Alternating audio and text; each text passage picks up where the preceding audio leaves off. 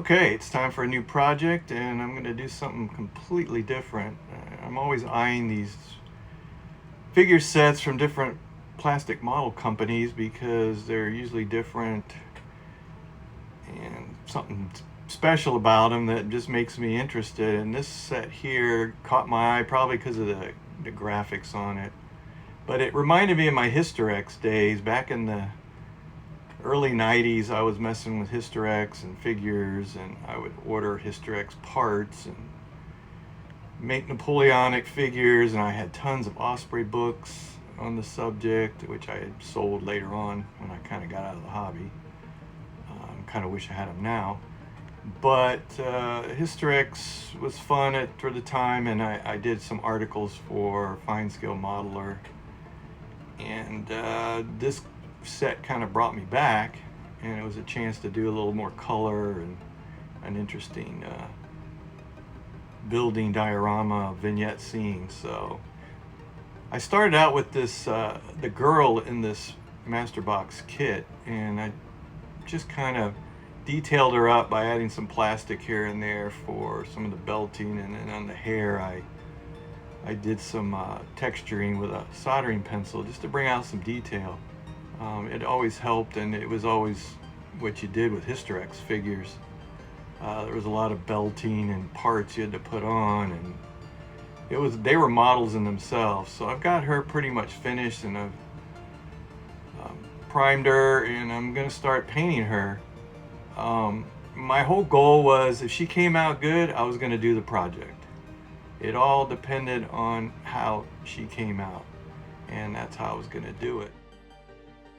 So I started the painting process as usual. I did some airbrushing of some acrylic paints to get it started, and I was going to paint her in oils the same way I used to do my Hysterex figures and other figures.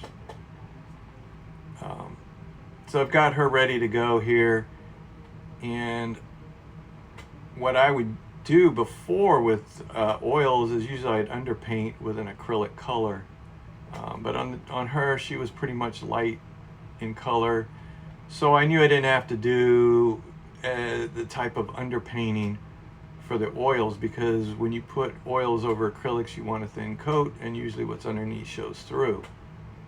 So you can do highlighting and shadows with the oils, and whatever shows through, it's okay because you've got an undercoat that's pretty close. So I took my time, and I'm telling you, it took about, I don't know, 3 hours. I'd look at that clock to finish her up, and she probably took longer than the rest of the painting of the horse and the lancer, and all because I just wanted to see how well I could paint this one. And she did come out fairly well. I was real pleased with her. I actually like her a little better than the soldier I painted later on.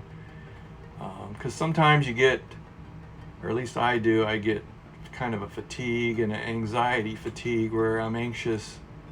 My anxiety comes from anxious to get to the next project because this one's taking so long, and I'm just like, but yet I want to see it finished because I know it's going to look good. So it's a big fight, and I had a little vacation I took in between, a family vacation. So it broke this project up, and you kind of lose some interest when you're not working on it every day. So I've got her completed here pretty much with the oils, and I'm pretty happy with her. So I was like, all right, I'm going to go ahead and do this project. I know it's going to be a lot, and it took a lot of time to paint her.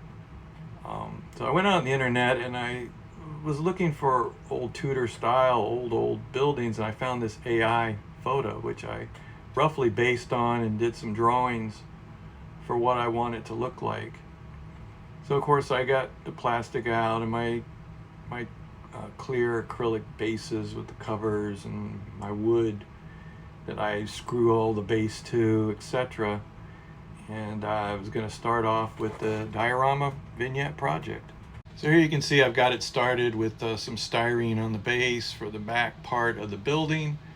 And of course I start getting everything out using my drawing as a way to make it a template onto the plastic and start cutting plastic out, as you can see here. And I used a lot of the coffee stir sticks, and here you can see I used large match sticks for some of the timbers. And the matchsticks, I had them at the house, and same with the coffee stirs, so that was perfect for this. And here I'm just carving out the door, making that big giant door, and then I'm back onto the facade building. And like I said, I used coffee stirs to fill in the other parts of the wood around the timbers for the Tudor style building. I had done one other building Tudor style, you can see is one of my other dioramas, World War II Germany kind of scene.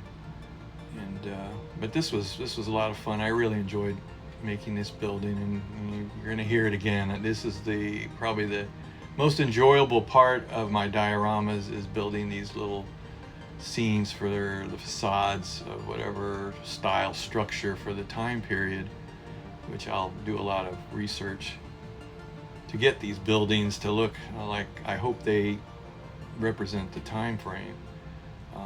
I made some shutters out of sheet styrene plastic, etching it and using some bolts from a tank kit. And you can see here what I've got so far. And I purchased a bunch of black styrene. I was getting it free from sign shops, but it was just easier to get this on Amazon. So I needed to do a really cool window, so I framed out a window, cutting pieces of styrene, and just putting something together that kind of represented my reference photo. You can see here, I'm getting everything ready for the girl to fit in, because I'm going to start working more on the base. But I had to get this much done just to get an idea of how everything was going to fit, the horse, etc. So I had to have the horse done, but you'll see more of that later. So then I get the magic sculpt out, as I do in all my other projects, and I'm starting to do the cobblestone street here. I just made little teeny tiny balls of magic sculpt, and just as you can see here, putting them in one by one. It really doesn't take as much time as you can see on the clock there, but I put them in their places, and then once they're in, texture, etc.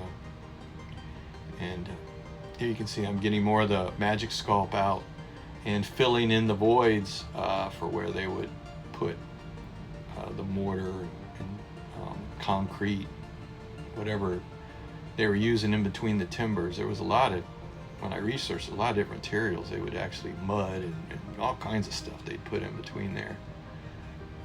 So anyway, it's all put in, textured with a toothbrush, etc. And you can see a lot more detail in some of my other videos. But you can see here me filling in for the walls now. And it's just do a little bit at a time, small sections, so that way it dries hard as a rock. You won't mess it up when you go to work on another section. So this is it so far, and I'm going to be working on the next stage. All right, the next step is kind of going back to the past here, whereas I showed you the horse before on the scene, but here I am getting it taken off the sprues. The kit is pretty good for the larger parts. The smaller parts are lacking in some of the detail. Yeah, they could have been a lot better, and that's the whole thing with resin figures and sets like that, because you're going to get better detail, etc., easier to paint. I'm using lead foil to make straps, etc., bring out more detail in the horse. As you can see here, there's a lead foil from a wine bottle. And then the saddle, I wanted it to go back to the earlier years of the campaigns, Napoleonic campaigns, and they didn't have the N on the saddle, and this is from my references as well. So I carved it off, and you can see here with the N on the saddle and without. I just did this a little bit different, showing that this guy's been on campaign, the earlier 1800s, going through different towns. His cap has a cover on it. If you look at the finished model, you can see it's all black because they used to cover up their hats and their pants. Even they had coveralls. And here you can see I enhanced the horse's mane using Magic Sculpt and an X-Acto blade to bring in the detail. This is a really easy thing to do, but it really enhances the horse a lot. You can see here the mane that was on there is kind of just very undetailed and small and thin. So, and you did in front between the ears, and that helps out bring in the detail. Straps are on, the reins are on. Usually I would do the reins back in the day after, because the guy would be holding them, and I did them here because I thought I'd be easier to paint all together, but I might have maybe put the reins in later. So here you can see what I've got so far, and I'm pleased with it, and it's coming out. It's a lot of work, but it's worth it. I still have to do around the door here, as you can see. So the Magic Sculpt was rolled out, put around it, and here's some put in places that I just had to finish above the window there. And I'm going to work on that now, as you can see. Toothbrush for texture, and then I have a little tool there that I sculpt in the stones, bricks, and all that stuff, and then texture it again, etc. Working a little bit at a time, letting it dry, and then working on another section with the Magic Sculpt so you don't mess up the other one. But as you can see here, this was the final piece of it, and came out exactly how I wanted it. Well, we're gonna get to the painting process. Airbrushed all black, and then airbrushed some white over it to highlight it so I could see all the detail and see where the rest of the painting was gonna be. Here you can see it as it is so far with the white highlight. At this point I get pretty excited, and I can't wait to paint this part. And then usually when I'm done painting the building, I get the anxiety fatigue where I'm anxious to go to the next project because this thing looks cool. And when I scratch build these, it's basically the best part and what I really want to do. And when I get this part done, I feel finished, but it's not. So I bring out the acrylics here, as you can see, and I'm painting in the stones and the cobblestones, etc., getting some tones in there. It's a lot brighter at this point, but everything will be toned down once the weathering process takes effect. Right here, it's spackling put in for the grout, mortar, etc. around the cobblestones and the stones on the building. It's all wiped away, and it's ready for the next process. And this is a oil wash. I mixed burnt umber with some black and terpenoid to make a wash. I did it a little bit thicker on the cobblestones and thinner on the walls, doors, windows, etc. It just starts part of the weathering process and helps get things going. Next, I'm painting in the door. I'm using artist oils for the door. That way I can do a lot of blending and tones on it, and also weathering techniques using oils. Oils are really easy to blend and gets the drying time, etc.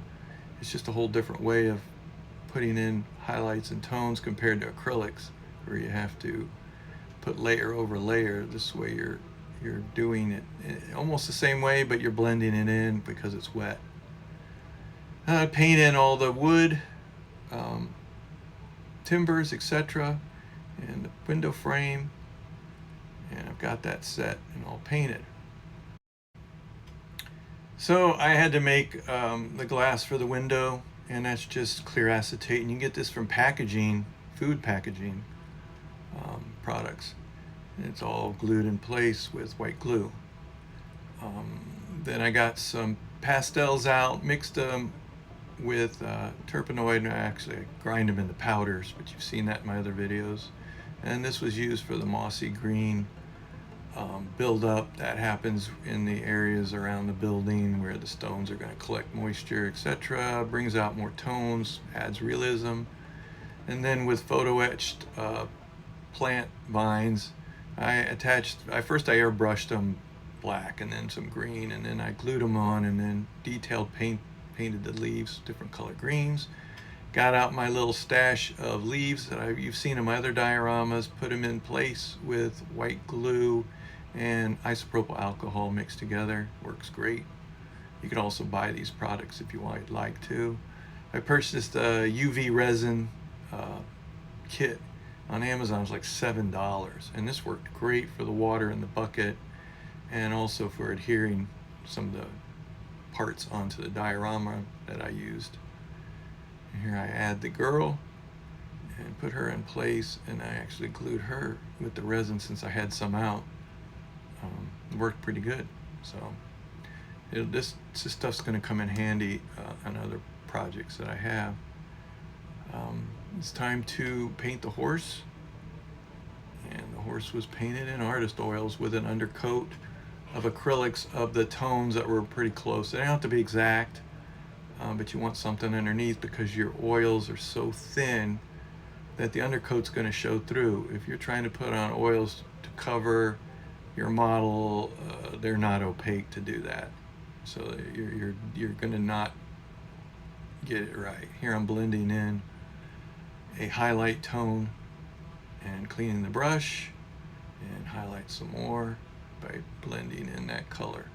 You do the same thing with the shadow color too in the shadowed areas.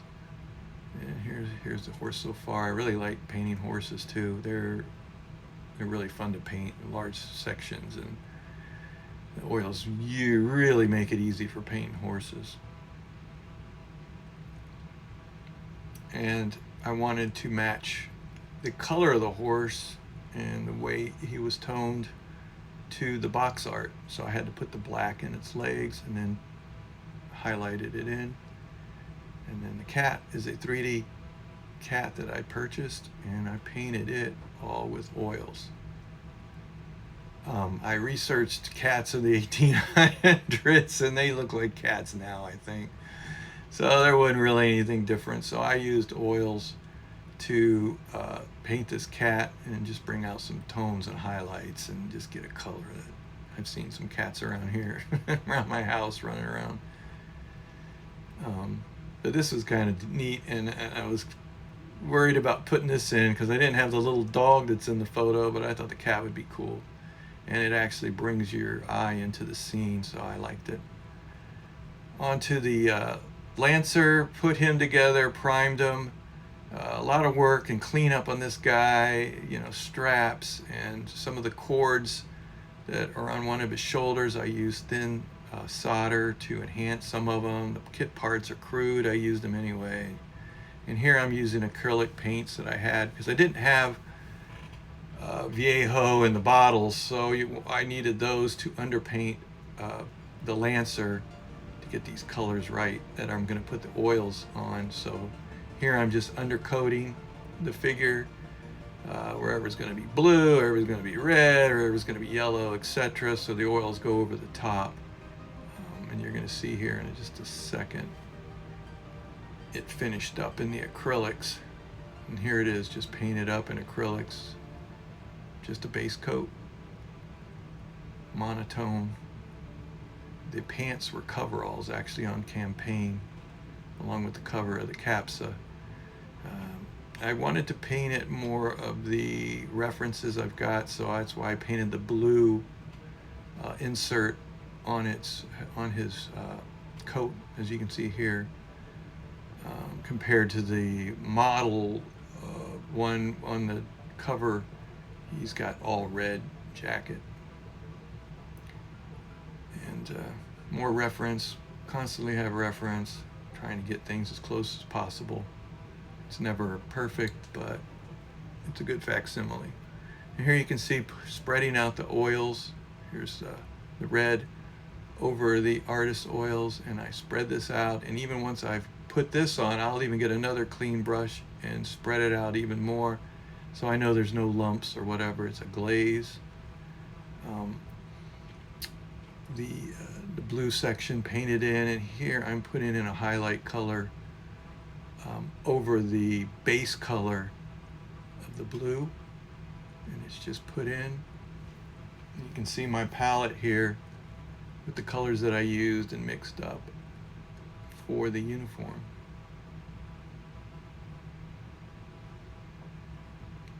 And in here you can see me blending with a clean brush the highlight color into the base coat. And it's just, the oils can really give you a subtle finish, which I think is a little faster than doing acrylic glazes over and over, so that's why I used it. And model's finished, and I'm pretty pleased with it. The display base, once again, protects everything, and I really like those. I really enjoyed this one. It took a while, and as I said, I started getting a little bit of fatigue and anxiety to start a new project. I have so many I want to do now that I've gotten back into the hobby. Because even when I was out of the hobby, I was looking at other people's work, amazing work on Facebook and YouTube. But this was the best I could do at this point in my career here as a modeler, and I'm getting better. The cat, I really like the cat. Brings your eye into the scene. The bucket, I really like the bucket for the horse. It's little things like that that are just cool in dioramas. And of course, the barrel is a mini art kit. But overall, this master box set is pretty good, but it's not for the beginner. I'm going to tell you, these are not for beginners. Stick with a resin until you get better at your painting, model building, etc., detailing. And once again, thanks for watching. I really appreciate everyone's participation and following me and sharing my videos, liking, etc. Thanks again.